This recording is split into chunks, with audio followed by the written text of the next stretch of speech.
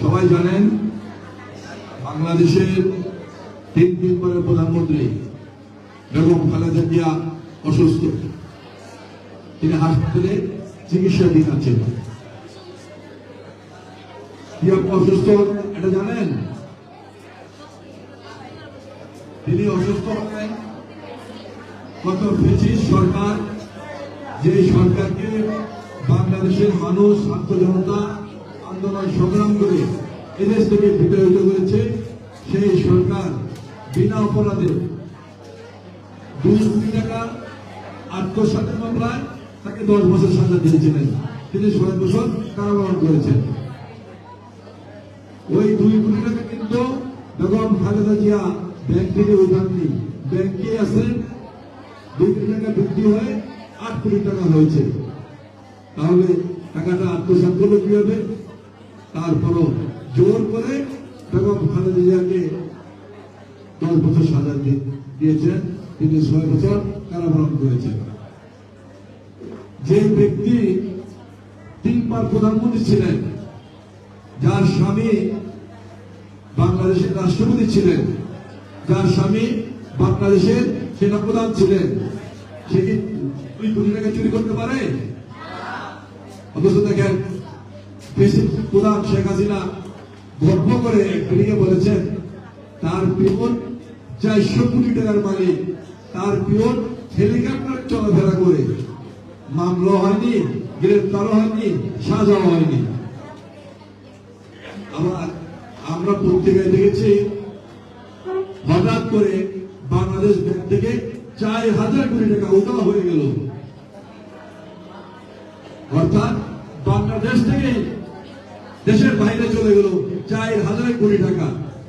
আর অর্থমন্ত্রী বললেন 4000 কোটি টাকা কোন টাকাই না।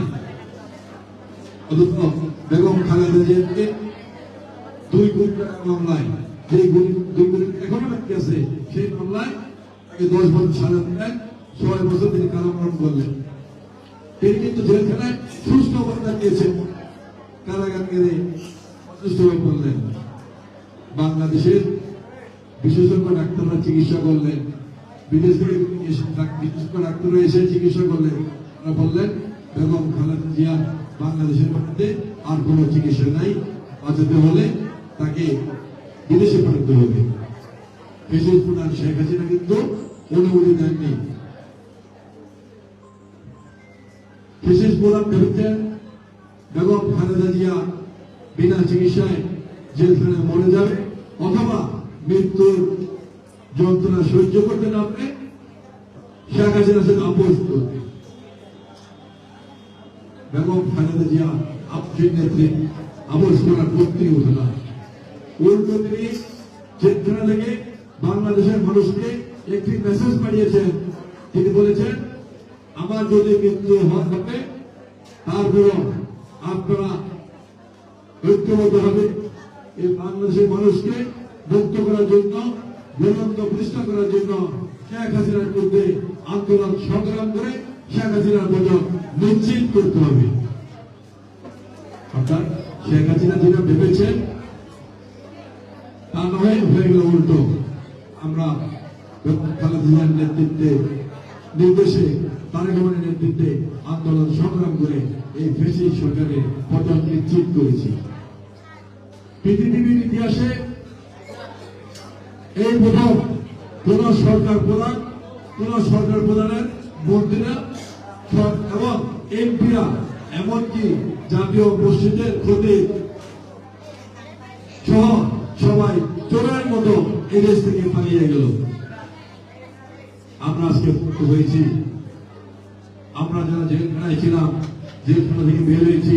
বেগম খালেদা জিয়া জেলখানা থেকে বেরিয়ে বিদেশে গিয়েছেন চিকিৎসার জন্য, কিন্তু তিনি সুস্থ হননি। ওই যে 6 বছর জেলখানায় ছিলেন, 6 বছর তার কোনো চিকিৎসা হয়নি, চিকিৎসা সেবা পাননি। 6 বছর তাকে পয়জন দিয়ে মেরে ফেলার চক্রান্ত করা হয়েছিল। এই কারণে তিনি সুস্থ হননি। এই 6 বছরে তার পেটের অনেকগুলো গুরুত্বপূর্ণ অঙ্গ একদম নষ্ট হয়ে গিয়েছে। তিনি দেশে ফিরে এসেছেন। তিনি আবারও অসুস্থ হয়ে গত মাসে 23 তারিখে তিনি হাসপাতাল ভর্তি হয়েছেন, তিনি হাসপাতালে মৃত্যুর সাথে পাঞ্জা লড়ছেন। আমরা তার জন্য দোয়া করি, আল্লাহ পাক যেন তাকে সুস্থ করে আমাদের মাঝে ফিরিয়ে দেন। বেগম খালেদা জিয়া 3 বার প্রধানমন্ত্রী ছিলেন, 3 জন প্রধানমন্ত্রী ছিলেন। দেশের মানুষের জন্য কাজ করেছেন, দেশের উন্নয়নের জন্য কাজ করেছেন, আমাদের বন্ধের জন্য কাজ করেছেন। কিন্তু বাংলাদেশে মহিলা মন্ত্রণালয় সৃষ্টি করেছেন আমাদের বন্ধের জন্য, আমাদের ছাত্রী বন্ধের জন্য। ক্লাস 10 পর্যন্ত বিনামূল্যে শিক্ষার ব্যবস্থা করেছিলেন, শিক্ষার বিনিময়ে খাদ্যের বিনিময়ে শিক্ষার ব্যবস্থা করেছিলেন। এমনি ভাবে বেগম খালেদা জিয়া কিন্তু এদেশের উন্নয়নের জন্য কাজ করেছেন। বেগম খালেদা জিয়া বাংলাদেশের আলেমদের সম্মান করতেন, আলেমদের শ্রদ্ধা করতেন, ইসলামী শিক্ষা বিস্তারের জন্য কাজ করেছেন। এমনি ভাবে বেগম খালেদা জিয়া এদেশের সমস্ত মানুষের নবান্নের মনে হয়ে দিয়েছিলেন।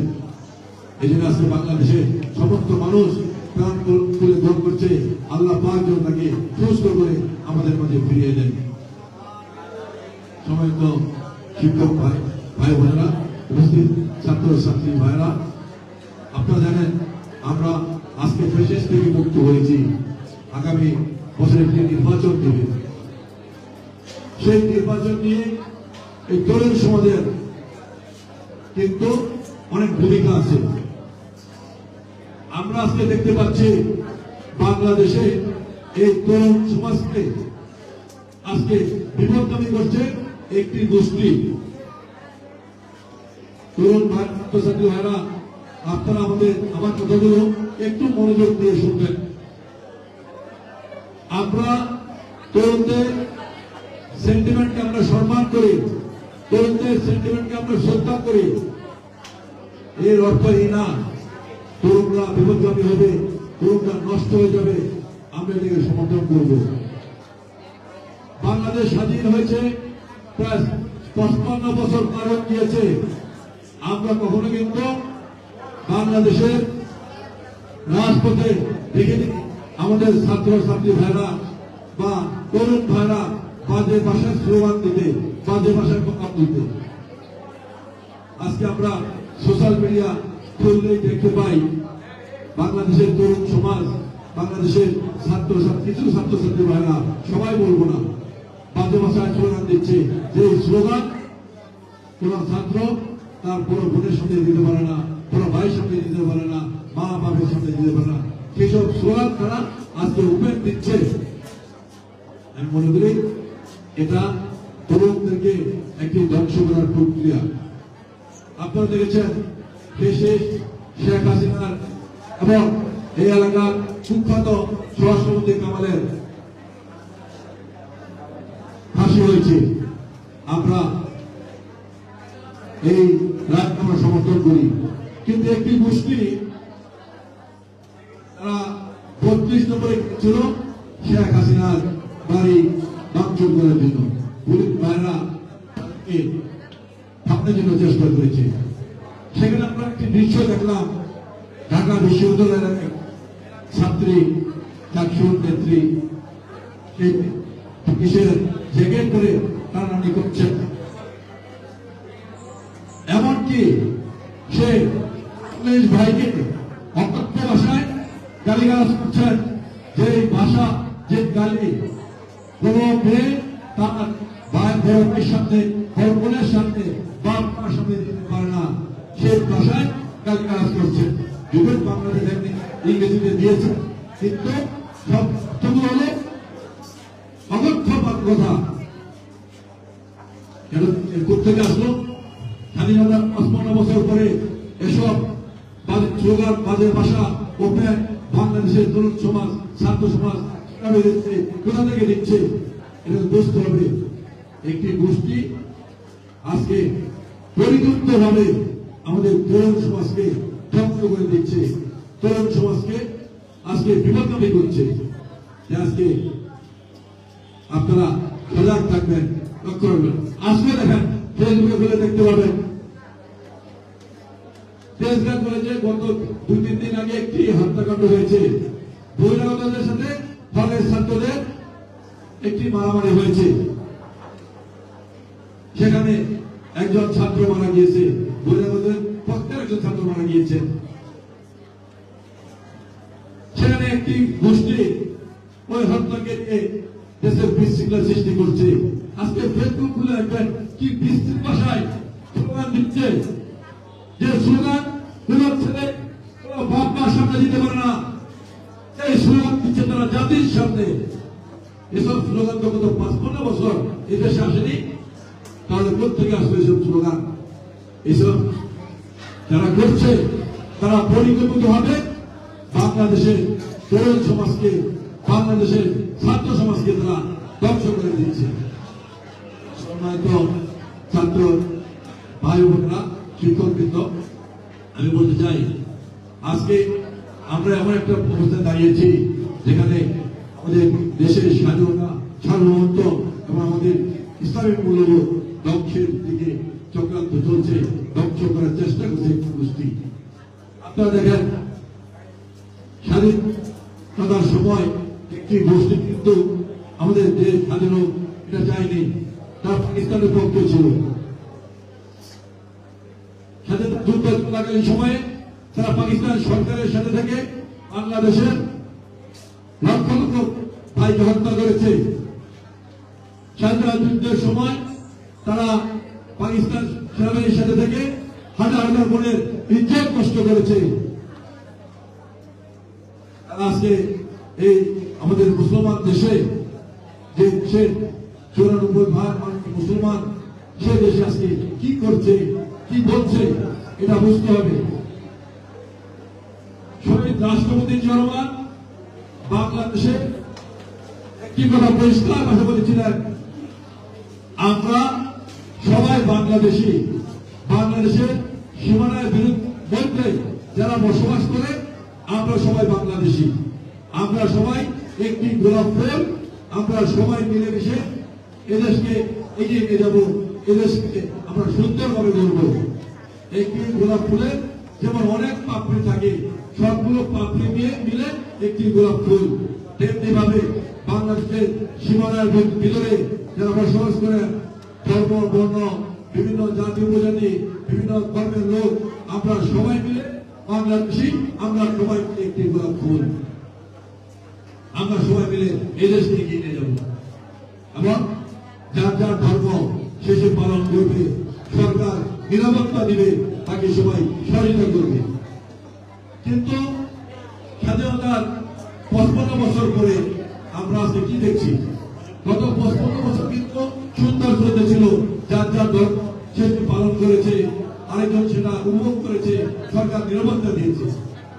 কিন্তু আজকে আমরা দেখতে পাচ্ছি একটি গোষ্ঠী, যে গোষ্ঠীটি স্বাধীনতা যুদ্ধ চাইনি, দেশ স্বাধীন চাইনি, মানচিত্র চাইনি, এদেশের পতাকা চাইনি, সেই গোষ্ঠীটি আজকে কিন্তু হিন্দু মেয়েদের পূজা গিয়ে মাথায় টুপি দিয়ে তারা কীর্তন করছেন, পাঠ করছেন এবং আমাদের পবিত্র ইসলামের মধ্যে মিথ্যাচার করছেন।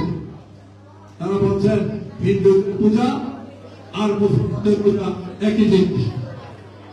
তারা বলছেন হিন্দুদের উলুধ্বনি আর মুসলমানদের আজাদ একই জিনিস। ইসলামকে ধ্বংস করে দিচ্ছে যেমন ইসলাম। মুখে খুব মিষ্টি মিষ্টি কথা বলেন, বাসা গিয়ে বাচ্চাদের দুটি চকলেট দেন, কিন্তু ইসলামকে ধ্বংস করে দেওয়ার পায়তারা করছে। ইসলামকে ধ্বংস করার জন্য এই পৃথিবীতে হাজার হাজার কোটি টাকা ব্যয় হচ্ছে।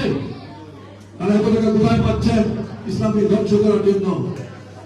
এই গোষ্ঠীটি বলেন হিন্দুদের কৃষ্ণ, হিন্দুদের রাম, হিন্দুদের বিষ্ণু, আর আমাদের প্রিয় নবী হযরত মুহাম্মদ সাল্লাল্লাহু আলাইহি ওয়াসাল্লাম, আলী, ঈসা একই জিনিস, সবাই শান্তির বাহক। এই যে ইসলামকে ধ্বংস করে দিচ্ছে। আপনারা জানবেন এই গোষ্ঠীর এক নেতা বলেছেন কোরআন হলো সুবর্ণের ফাঁকি, কোরআনের ভিতরে কিছুই নেই। কেন বলছেন? একটি রাষ্ট্রকে খুশি করে ইসলামকে ধ্বংস করে দিয়ে তারা ক্ষমতায় যেতে চায়। উন্নত বিশ্বে বিশেষ করে ইউরোপ এবং আমেরিকায় যারা কোরআন নিয়ে গবেষণা করছেন, কোরআন নিয়ে চর্চা করছেন, তারা কিন্তু মুসলমান হয়ে যাচ্ছেন, কারণ তারা দেখছেন কোরআনের বাইরে কিছুই নাই। আর আমাদের এই গোষ্ঠীর ভণ্ডরা বলেন কোরআন হলে সুবান্তরের ফাঁকি। আর এক ভণ্ড বলেছেন অনেকবার কোরআন শরীফ করেছি, কোরআন শরীফে 53 জায়গায় ভুল আছে। আবার এক ভণ্ড বলেছেন আমাদের প্রিয় নবী হযরত মুহাম্মদ সাল্লাল্লাহু আলাইহি ওয়াসাল্লামের প্রথম স্ত্রী বিবি খাদিজা নামাজ পড়েন নাই, রোজা রাখেন নাই, এমনকি পর্দা করেন নাই, তারপর কেন আল্লাহ তাআলা তাকে বেহেশতে রক্ষণ করে দিল? এই যে ইসলামের মধ্যে তারা মিথ্যাচার করছে, ইসলামকে ধ্বংস করে দিয়ে তারা ক্ষমতায় যেতে চায়। এই ব্যাপারটা তো আমাদের তরুণ সমাজ বুঝতে হবে। এই দলের প্রতিষ্ঠাতা মাওলানা পুরী সেও কিন্তু দল প্রতিষ্ঠা করেনি, ইসলামের বিরুদ্ধে ষড়যন্ত্র করেছিল। আমাদের প্রিয় নবীজির বিরুদ্ধে বলেছিল জীবন দশায় নবীজি অনেক ভুল করেছেন, তোবা করা উচিত ছিল।